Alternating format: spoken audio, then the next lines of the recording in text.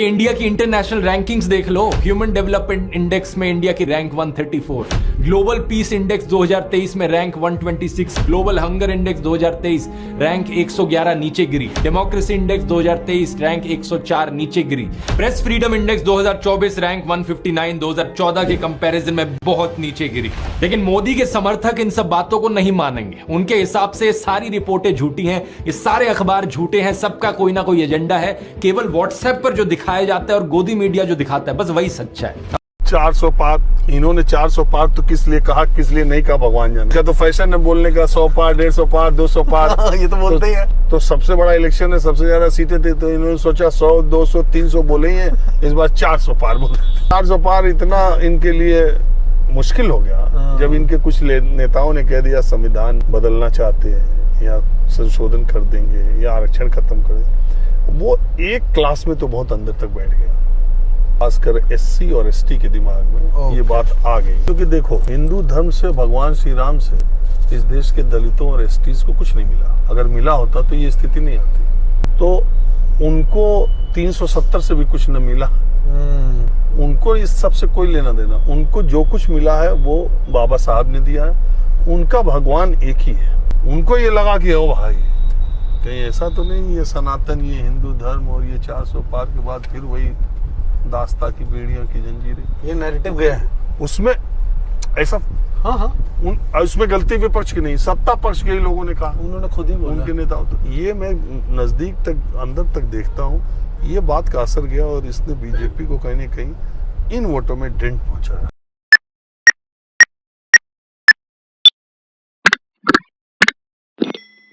Hello everyone, I hope कि आप सब अच्छे होंगे। अच्छे नहीं भी होंगे, छोटा प्रिटेंड तो करिए होंगे। अभी हम लोग देखने वाले हैं गोदी मीडिया के एक्सपोज वीडियो, और हर वीडियो का देने वाला हूं मैं अपना ओपिनियन कि मैं इस टॉपिक पे क्या सोचता हूं। तो आप लोगों से रिक्वेस्ट है, चैनल के साथ जुड़ जाएं, सब्सक्राइब कर ले, फ्री ऑफ कॉस्ट है, फ्री सब्सक्राइब कर, लाल वाला बटन दबा दे। चलो देखते पहले। शेयर मार्केट में कितने लोगों का पैसा डूबा, इसकी वजह से आपको शायद नींद आपकी भी हराम होनी चाहिए, ये मैं जरूर मानता हूं। ये अच्छा नहीं करते आप लोग कि शेयर मार्केट और सट्टा मार्केट को इन्फ्लुएंस करने के लिए आप इस तरह के एग्जिट पोल्स करते हैं। मुझे लगता है ये देश के साथ और लोकतंत्र के साथ बहुत बड़ा धोखा है। और ये एक पापी व्यक्ति है। मैं इनकी बात सुनने नहीं बैठा हूं, आपसे संवाद करने बैठा हूं। आपका सर आंखों पर होगा जो सवाल आप पूछेंगे, लेकिन इस व्यक्ति को मेरे से दूर रखिए। मैं इनसे घबराता हूं, ऐसे लोगों से जो सरेआम मुंह पे मुस्कान लेकर लोकतंत्र की हत्या करते हैं। ऐसे लोगों से इस देश को बचाइए। आपके चैनल्स ने इनको बहुत प्रमोट किया है, पीयूष गोयल और अमित शाह करते रहे, हमें उनसे मतलब नहीं। कम से कम अपने चैनल्स को इन लोगों से बचाइए, क्योंकि आप लोगों का बहुत बड़ी भूमिका है लोकतंत्र को बचाने की। ऐसे लोगों को यहां स्पेस मत दीजिए। हाथ जोड़कर आपसे नम्र निवेदन। कितने गरीब लोगों का पैसा लुटा कल आपको मालूम है? मार्केट की क्या स्थिति थी आपको मालूम है? ऐसे लोगों की वजह से। इसलिए कहता हूं ये चलिए ठीक है, देखिए अब हो गया पवन खेर। दिस न्यूज इज बात तो बिल्कुल सही बोला इसने कि भाई साहब तुम लोग एग्जिट पोल निकालते हो, ठीक है। जनता शेयर बाजार में मोदी जी खुद बोल रहे कि, अभी मैं अगली वीडियो में आपको मोदी का बयान भी दिखाऊंगा। मोदी जी बोल रहे हैं कि पैसा लगाओ, ये होने वाला है, बूम करने वाला है, एकदम फट जाएगा, एकदम मतलब एक से ऊपर जाने वाला है। और हो गया उल्टा अपोजिट। कितनी अरबों खरबों लोगों के डूब गए, बर्बाद हो गए। कौन देगा वो? सरकार हर तरीके से जो ना जनता की मार रही है, घुमा के फिरा के उठा के बैठा के, जैसे भी हो ना, सिर्फ जनता की मार रही है और कुछ नहीं कर रही। जनता को बेवकूफ पहले बनाया जा रहा था, बनाया जा रहा है और बनाया जाएगा। सिर्फ जनता की मिशन के साथ पहले भी खेला गया है, खेला जा रहा है, और ऐसे ही सरकार खेलती रही। सोचो ना, कितना फेक न्यूज फैलाया एग्जिट पोल में, 400 पार, 400 पार, 400 पार, और कितना ज्यादा नुकसान हुआ, कितना करोड़ों अरबों का नुकसान हो गया देश को। कोई नहीं, आम जनता का पैसा है, सरकार का क्या? सरकार तो फिर अडानी अंबानी की है। चलो अगला देखते हैं। चुनाव के समय प्रधानमंत्री ने देश को कहा, जिस दिन चुनाव का नतीजा आएगा, आप उस हफ्ते भर में देखना कि भारत का स्टॉक मार्केट के लिए उसके सारे जो उनके प्रोग्रामिंग के जो प्रोग्रामिंग वाले सारे उनके थक जाएंगे। होम मिनिस्टर ने सीधा कहा, 6 जून के पहले आप बाय कर लेना, 4 जून के पहले वो शूट अप करेगा। 400 पार होने वाला है तो निश्चित रूप से बाजार ऊपर आएगा। मीडिया झूठे एग्जिट पोल रिलीज करती। बीजेपी का ऑफिशियल जो इंटरनल सर्वे था वो उनको 220 सीट दे रहा था। उनके पास इंफॉर्मेशन थी कि एग्जिट पोल्स गलत हैं, कि बीजेपी को फुल मेजोरिटी नहीं मिलने वाली है, और वो जानते थे 3 जून को और 4 जून को क्या होने वाला है। ये देखिए 31 में massive stock activity, more than double what was there on 30th, more than double what was there on 29, 28। ये अनोमली देखिए, हजारों करोड़ रुपए फॉरेन इन्वेस्टर्स ने इन्वेस्ट किए हैं। ये कौन लोग हैं? उसमें अदानी इन्वॉल्व हो सकता है, मगर ये अदानी से बहुत बड़ी चीज है। 3 जून को स्टॉक मार्केट सारे रिकॉर्ड तोड़ देता है और 4 जून को खटाक से स्टॉक मार्केट अंडरग्राउंड चला गया। हिंदुस्तान की स्टॉक मार्केट की हिस्ट्री का सबसे बड़ा स्कैम है। 30 लाख करोड़ रुपए का नुकसान हुआ है और हम इंक्वायरी चाहते हैं प्रधानमंत्री पर, होम मिनिस्टर पर, जिन्होंने एग्जिट पोल किया उन पर, और ये जो फॉरेन इन्वेस्टर्स हैं। देखो ना कितना ज्यादा नुकसान हुआ, किसका हुआ? हमारे और आप जैसे भोले लोगों का नुकसान हुआ। ठीक है, सरकार सत्ता में आ गई, जनता का कट गया। क्या ही बोलूं मैं, सिर्फ जो था बोलना पहले ही बोल चुका। चलो, इमरती बहू छाटा लगा, अमेठी की जनता ने क्या चमाट मारा है मेरे अहंकार को, मेरी अयोग्यता को और मेरी चुप्पी को। हाथरस में बलात्कार पीड़िता की लाश को कानून द्वारा आधी रात को जला देने पे चुप रहने का नतीजा है ये। मणिपुर की बेटियों के लिए आवाज ना उठाने का नतीजा है ये। हमारे देश की महिला पहलवान जब मेरे घर से 200 मीटर दूर अपनी इज्जत के लिए लड़ रही थी सड़कों पे, उनके लिए आवाज ना उठाने का नतीजा है ये। प्रज्वल रवन्ना की 4000 पीड़िताओं की हाय लगी है तुझे, किसान आंदोलन के 700 शहीदों की घर की विधवाओं की हाय लगी है तुझे, 86 औरतों की हाय लगी है तुझे जिनका हर रोज देश में बलात्कार होता है, अंजना की हाय लगी है तुझे जिसके भाई और चाचा की हत्या कर उसकी मां को निवस्त्र चौराहे पे खड़ा किया था, हर उस लड़की, हर उस बेटी की हाय लगी है तुझे जिन्हें पता है कि तुमसे बेटी तो नहीं बच पा रही है। तुमको तुम्हारी औकात दिखाई है जनता ने कि तुम देश का नेतृत्व करने के लायक नहीं हो, तुम हमारी महिला एवं बाल विकास मंत्रालय के लायक नहीं हो, तुम अपनी गोवा बार की टॉयलेट सीट पे बैठने के लायक नहीं हो। क्या बात कर रही हो? और लल्ली जरा किंचा भाई तनिक इज्जत बच गई हो तो त्याग दो राजनीति, तुमसे ना हो पा रहा है। और शर्म करो, शर्म कर लो अपने औरत होने पे, शर्म कर लो अपने एक माँ होने पे। हाँ भाई आ गया स्वाद। शर्म तो स्मृति ईरानी बेच खाई है तो आप मानो। जो लेडीज 2012, 13, 14 में बाप रे निर्भया के समय में कितना हंगामा की थी, और हम लोग छोटे छोटे थे। टीवी जब खोलो ना स्मृति ईरानी सामने, जब खोलो स्मृति ईरानी गले में सिलेंडर बांध के घूम रही है, मनमोहन सिंह जी को चूड़ी दे रही है।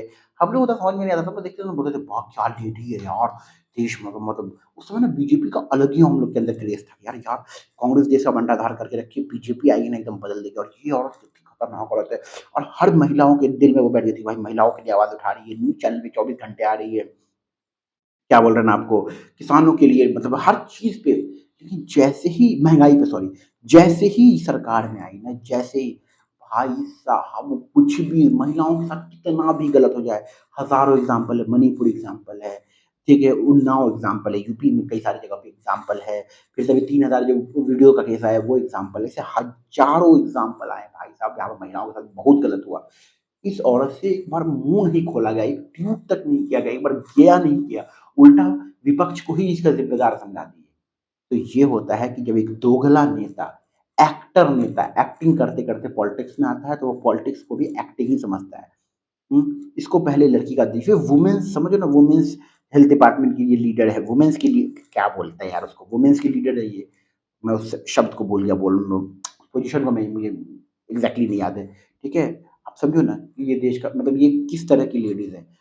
अपनी बेटी पे एक बार बात आ गया था ना, मैडम इतना हंगामा की थी, पूरे देश को सर में उठा ली थी। सिर्फ ये बोल दिया गया था कि इसकी बेटी जो अपने रेस्टोरेंट में बीफ बेचती, बस इस बात पे। लेकिन दूसरे की बेटी के साथ कुछ भी हो जाए, दिन दहाड़े जला दिया जाए, रेप बलात्कार कुछ भी हो जाए, इनको कोई फर्क नहीं पड़ता। लेकिन वो कब होना चाहिए? बीजेपी का आदमी होना चाहिए। बीजेपी का आदमी कुछ भी करे इनको फर्क नहीं पड़ता, विपक्ष का कर दे तो फिर चिल्लाने लगती है। यह दोगली स्मृति ईरानी। चलो अगला देखते हैं। फिर अगला पॉइंट, जैसे कि डेमोक्रेटिक प्रोटेस्ट को ट्रीट किया गया, और इसमें भी आप डिस्काउंट ले लो कि हो सकता है वही लोग गलत हो, शाहीन बाग में बैठे लोग गलत हो, सिंगू बॉर्डर में बैठे किसान गलत हो, पर थे तो अपने ही देशवासी। शाहीन बाग में अपने ही तो बैठे थे जिन्हें आपने पाकिस्तानी बोल दिया, सिंगू बॉर्डर पे अपने ही किसान तो थे जिन्हें खालिस्तानी बोल दिया, और लद्दाख में तो आज तक बैठे उनको तो कुछ बोला भी नहीं है। और ये सब तो फिर भी प्रोटेस्ट थे।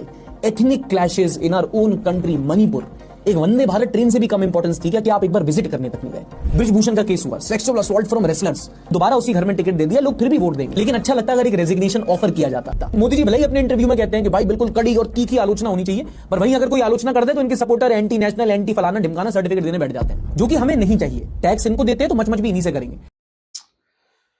बात तो बिल्कुल सही बोला गया ना यार, कि मैं बता कोरोना के अंदर कुछ ना तो मुसलमानों पे आरोप लगा रहे हैं। भाई वो देश के आदमी है, किसानों को आप आतंकवादी बोल दे रहे हो, कोरोना जिहाद बोल दे रहे हो। मतलब आप समझो ना कि जो CNRC महिलाएं बैठी उनको आप बोल दे रहे हो। कंगना जैसी जो 2 कौड़ी की लीडर है वो बोल दे रही है कि जो है ना भाई साहब 100 रुपए लेके बैठते हैं। संबित पात्रा जैसे जो 2 कौड़ी के फर्जी लीडर है वो बोल देते हैं कि 500 रुपया बिरयानी में बैठे हुए हैं। और मोदी जी भी इस चीज को बढ़ा चढ़ा के दिखा रहे हैं। बोलते हैं यार, बोलते हैं। और फिर ये लोग बोलते हैं कि जो है ना क्या बोले, बहुत तकलीफ होता है जब ऐसी वीडियो देखते हैं। अभी कंगना रनावत को थप्पड़ मारा, सबने देखा होगा, कंगना रनावत किसी ने थप्पड़ मार दिया। CRPF के एक जवान ने थप्पड़ मार दिया। मेरे हिसाब से बहुत गलत है, क्योंकि कंगना रनावत अब हमारे देश की मिनिस्ट्री में है, पहली चीज तो। दूसरी चीज, आपको कोई हक नहीं मिलता किसी को थप्पड़ मार देने का, 2 चीज। लेकिन उनका जो जवाब आया कि उनकी माँ को बोला गया, आपको कुछ भी बोला गया, आपको एक सही तरीके से आपको उसको अपनी बात को रखने का 1000 तरीका संविधान है, उसके अंतर्गत आप कर सकते हो। अपने संविधान से बाहर जाके आप किसी पे हाथ नहीं डाल सकते हो। ये निहायती जाहिल वाली हरकत है, ठीक है। तीसरी चीज, बोला जा रहा था उस समय, और गोदी मीडिया इसको बढ़ा चढ़ा के दिखा रहा था।